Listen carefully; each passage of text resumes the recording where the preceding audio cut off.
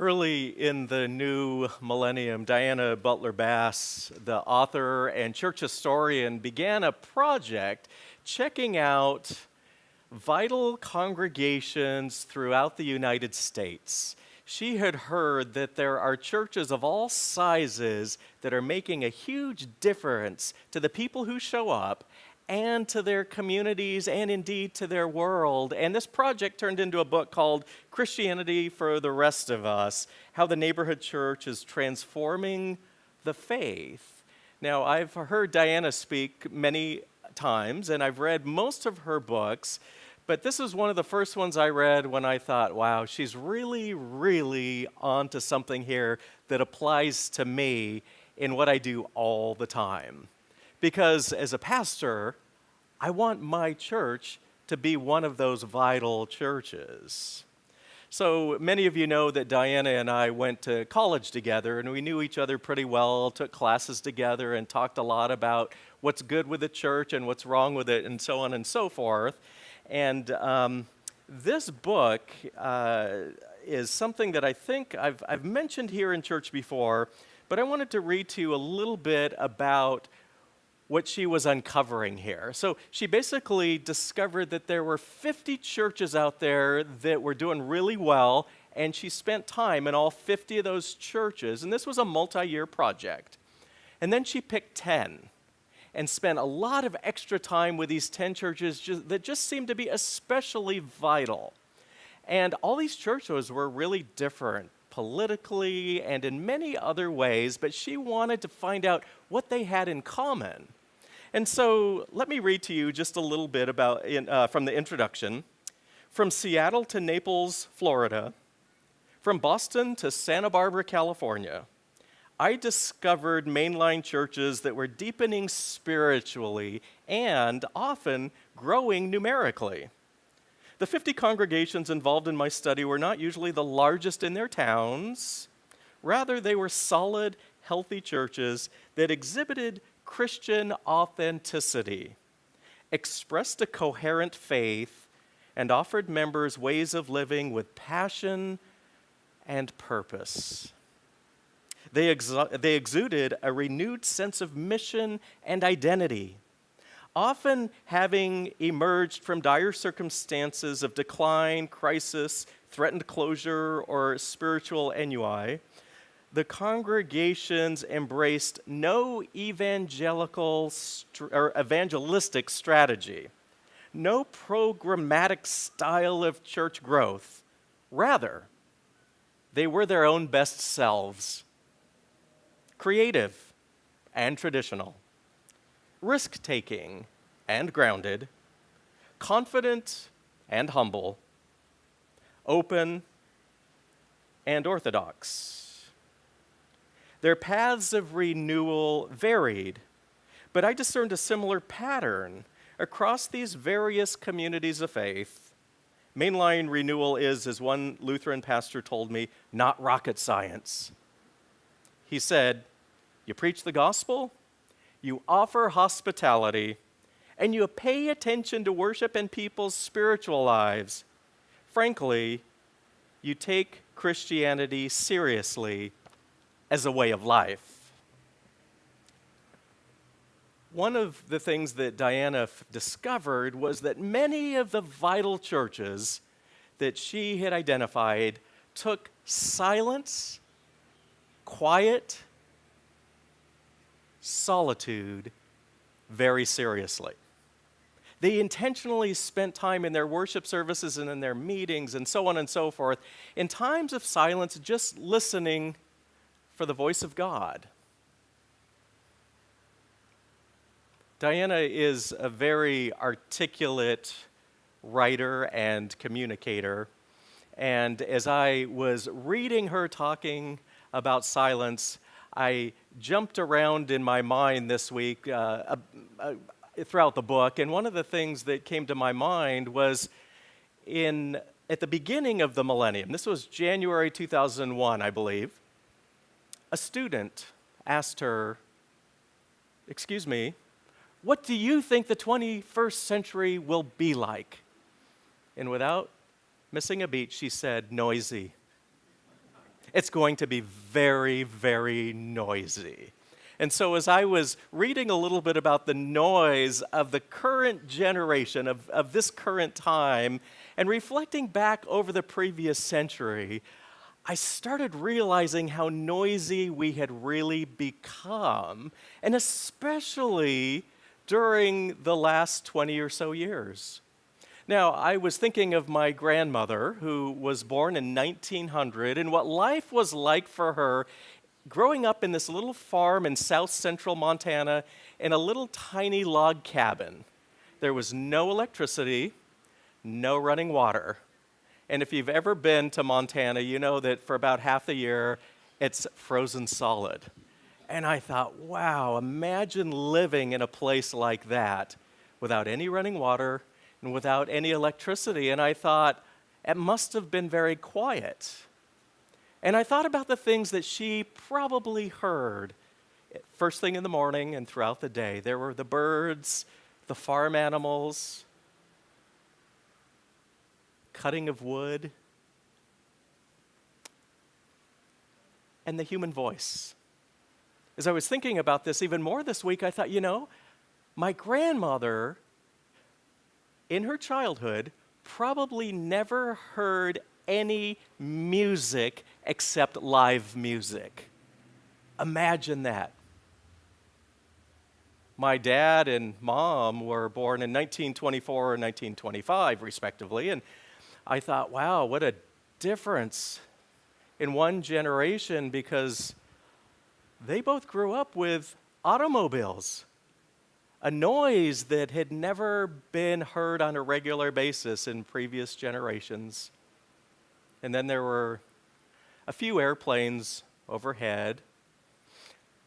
But probably the most important new noise in their lives was the radio. And it was on a lot, from what I've been told. They got to listen to live music, or they got to listen to music all the time, not live music necessarily. And they got to hear about what was going on all over the world, constantly. There was more noise going on all the time. And then I was born in 1960, and this is when you're supposed to say, oh no, Kaho, you couldn't possibly be that old. But anyway, when I was born and growing up on the San Francisco Peninsula, there was so much noise. I had no idea, of course, when I was growing up. But think about it. Every person in my neighborhood had a car. We had two to start with, and then I think when my sister was old enough, she's 10 years older than me, she had a car, and then my older brother got a car, and we fixed our own cars in the driveway. Imagine the noise that we heard as kids growing up that previous generations never heard. We were also kind of in the flight path to the San Francisco airport, and so we heard noise from airplanes going over constantly. I think the kitchen was probably the noisiest room in the house in terms of new noise. I'll never forget the time we got our first dishwasher and the amazing sounds, the swooshing and the humming and all the noises that the dishwasher made. But my mom also had an electric mixer, and then she got a blender, and then there was always a phone in the kitchen. All of these new things, there was noise all the time, and in the living room, we had a huge television. It was about this big. I couldn't believe when we upgraded to such a big one. It was amazing to me as I reflected over the noise, how much noisier our society has become just in my lifetime. And then I thought about my son, who just turned 25 a couple months ago, and the noise that people carry with them everywhere they go. I think you know what I'm talking about. Cell phones, iPads, devices. There is constantly beeping and whistling and pinging and tweeting and all these noises that we had never heard before growing up. And we carry those noises with us. It's noisy everywhere we go. And sometimes I go down to the beach where it used to be nice just to go listen to the waves. And there are people talking on their cell phones and whistles and bells and stuff going off all the time. And even hiking out to Mahaulepu. You would think, at least out that way, people would have the sense to turn off their devices and just listen to the wind flowing through those beautiful trees, the ironwoods, and the birds that are out there. And I've actually even heard whales before, but I'm constantly amazed when people are talking as they're walking by and texting and taking pictures and sending the pictures and on and on and on and on and on. We have become exponentially more noisy in the 21st century.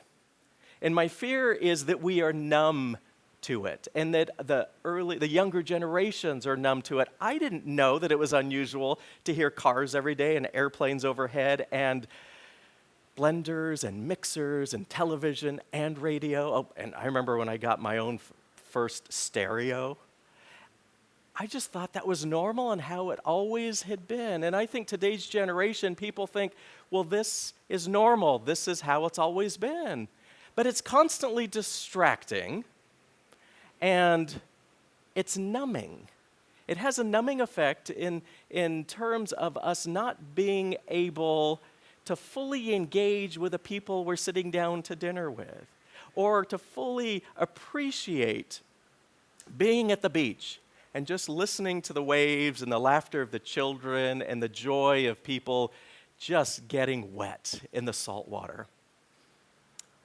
One of my favorite days so far this year is when I hiked with my son Polani all the way into Waialeale Crater. It was about a 12-hour hike from where we had to park all the way into those beautiful waterfalls called the Weeping Wall, the Blue Hole, because when you look up, you're in this crater and there's just blue sky up above, and then hiking all the way back out. It was just stunning, beautiful. However, the helicopters go in constantly. They line up outside the crater at sunrise, and I don't think that there was a single minute from when we started hiking until the sun went down where we didn't hear a helicopter. Not even a minute. And I even said to Polani, let's see how long the silence is when we're not listening to helicopters. We never got to a minute. And I found that that's also the case when I'm up at Kokee or in Waimea Canyon. It's just noisy constantly. And there's something within me that just yearns for some peace and quiet, for some solitude. Now, if you happen to be a helicopter pilot or went on one of those helicopter rides, that's okay. Please don't feel judged. I may do that someday. Well, probably not. But anyway, I just really feel like, however, that we need to do something and be very intentional as people and as a community of faith to slow down. Just listen for a moment to the sounds around us, possibly our own hearts beating, our breath, and the people around us. In today's gospel lesson, there's such an important story that we often overlook. So let me just give you a little bit of background on the Gospel of Mark. Mark has Jesus as a person that lands hitting the ground running. And if you want to know what I mean, compare the Gospel of Mark to Matthew and Luke. All three of those are called the synoptic Gospels because they kind of have the same message and use the same stories. But Matthew and Luke take their time.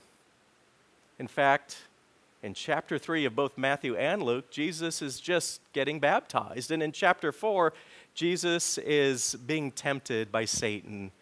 And then eventually he gets on to his public ministry where he's healing and teaching. Not Mark.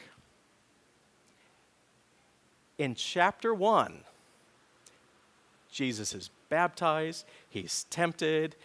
All the stuff that Matthew and Luke take 3 or 4 chapters to do, Mark seems to do in just a handful of verses.